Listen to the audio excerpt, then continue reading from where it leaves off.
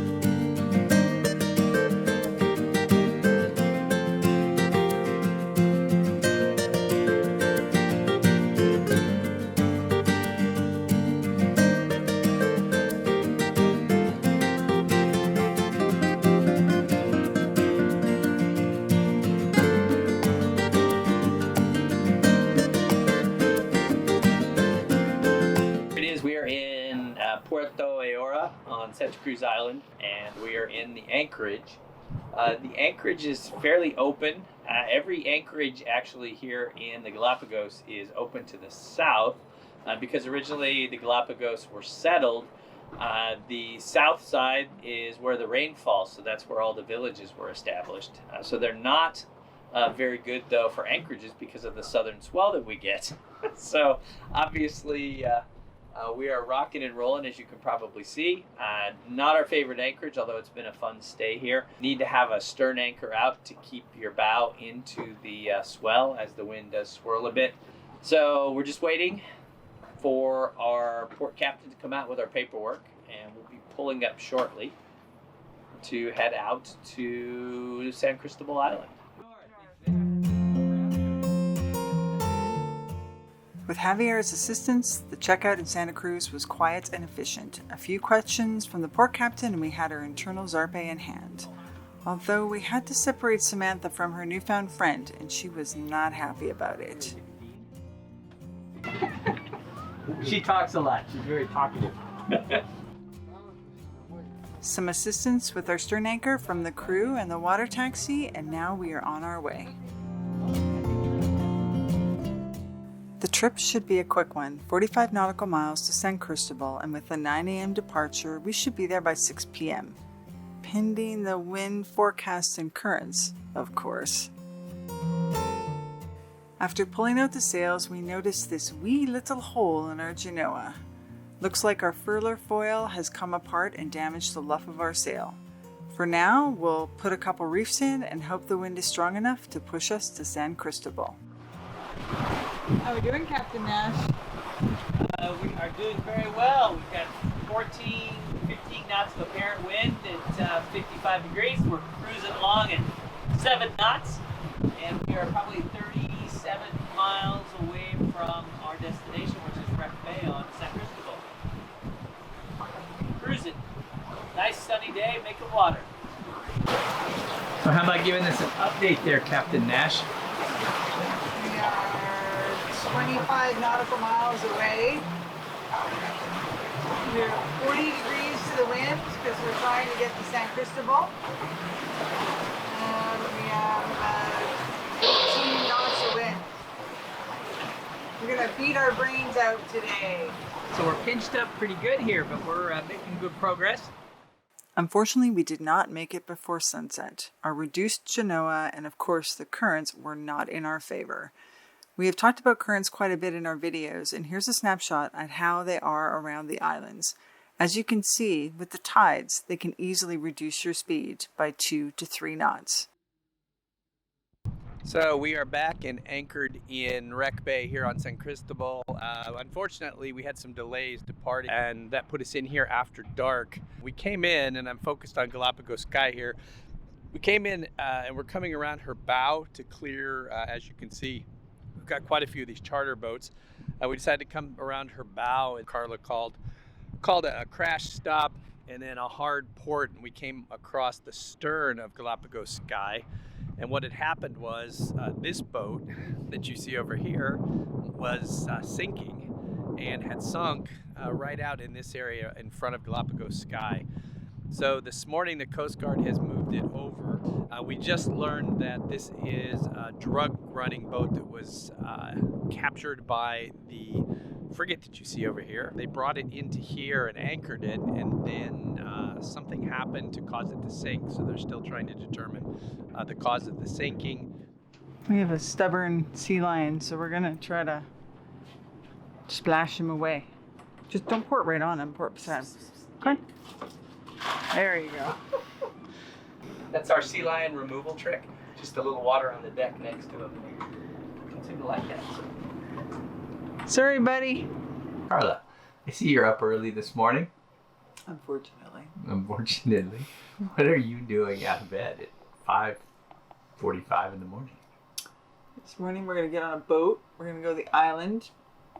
We're going to go see the Waved Albatross. Oh. Kind of like the waved cat. The Waved Albatross. And then we're going to snorkel with sea lions, hopefully. We keep saying we're going to snorkel with stuff, but we never do. Anyway, that's the plan, huh? That's the plan. In about half an hour, we're going to jump on the water taxi and check in. And then we're going for boat rides. Yeah. Where to start?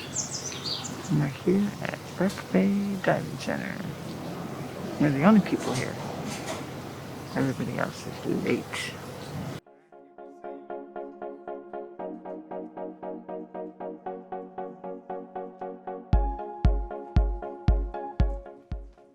My name is Karina. I am representing the National Park here. I'm going to be with you all the time. We're going on the hike and we're going also snorkeling today. I really enjoy to be part of this privilege in my country to go to Española Island. These days is kind of, we're the only one going, so I think that's really cool. As Karina said, these are the first tours allowed to the island since the COVID lockdown, and the main reason why Gargoyle is back at San Cristobal. After a quick orientation, we settle in for a ride to Española. The boat will have 30 nautical miles to Punta Suarez for our first stop, where we will spend 2 hours walking along the island's walking trails.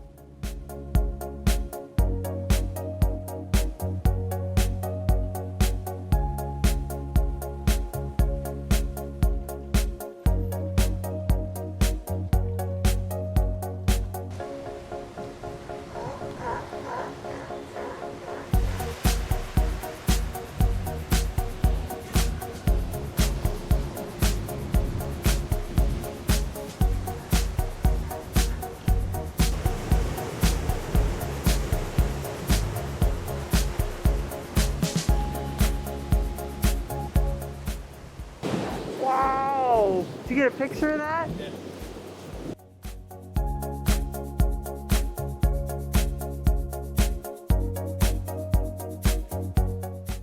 The group gets dropped off at the point, and once we're organized, we start out on our guided tour.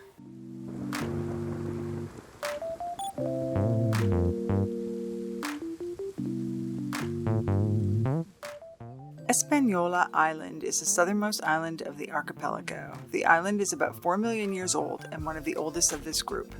The climate is very dry due to the flatness of the island, and it is the driest of the islands, receiving only a few inches of rain per year.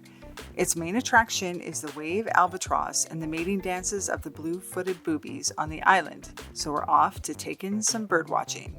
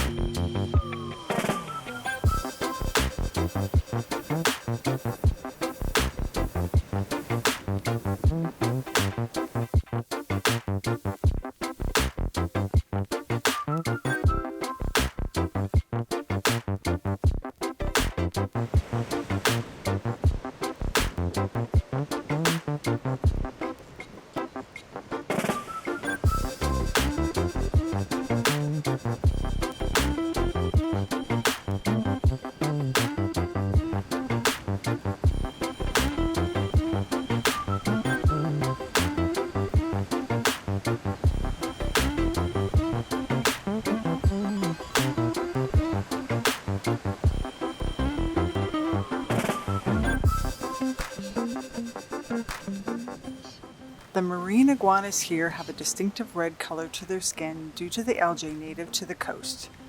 It is low tide and feeding time, so we watch them head out to the ocean for a quick snack.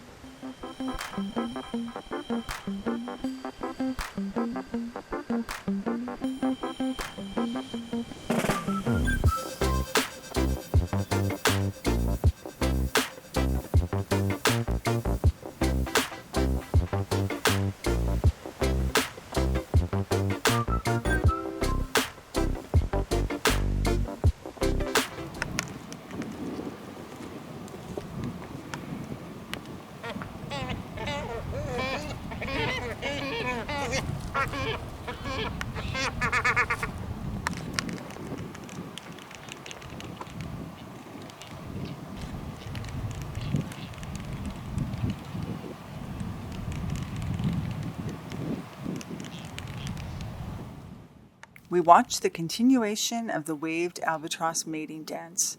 These adults will head out to sea in January and will be solo for 4 months.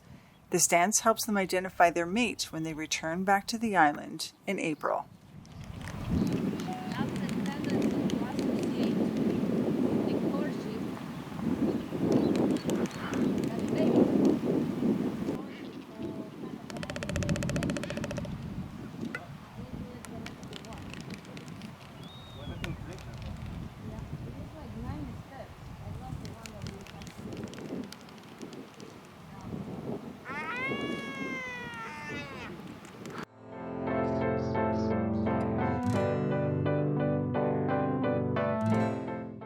This baby albatross is actually larger than a turkey, and if you look closely, it is just starting to grow its feathers for flight. They will leave the island in January and will not return for 5 years, and then they will start the courtship to find their own mate.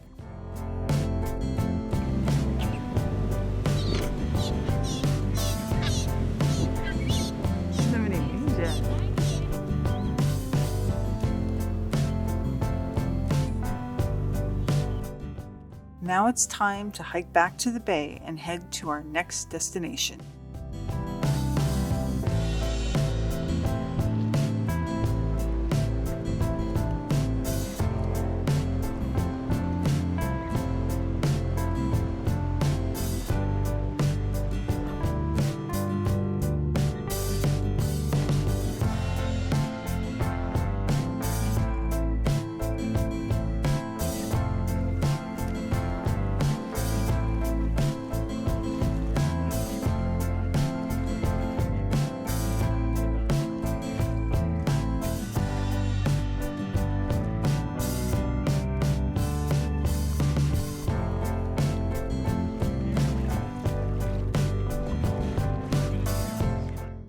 Our next stop is Gardner Bay on the eastern side of the island. Its rocky cliffs are an ideal place for diving and snorkeling. It's an overcast day, so fingers crossed we get to see some sea life and maybe, just maybe, swim with some sea lions.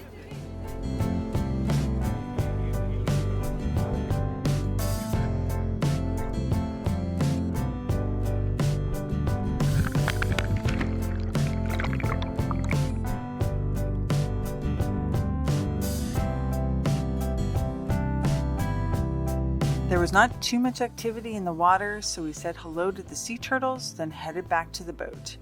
Time for the 2-hour trip back to San Cristobal.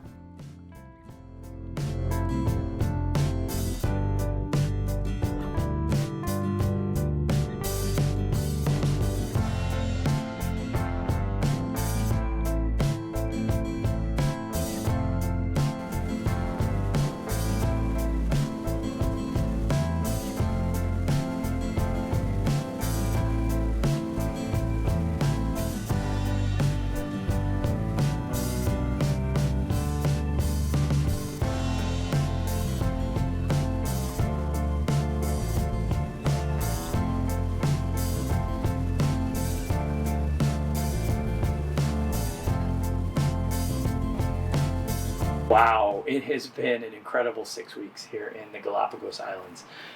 We've seen every possible kind of marine animal and creature that you could possibly hope to.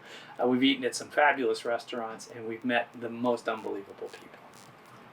But our permit is almost up, and we have to prepare for the big sail back to Panama, which means we have to fix our front sail, which we ripped and you saw in this episode, and then we have to provision the boat.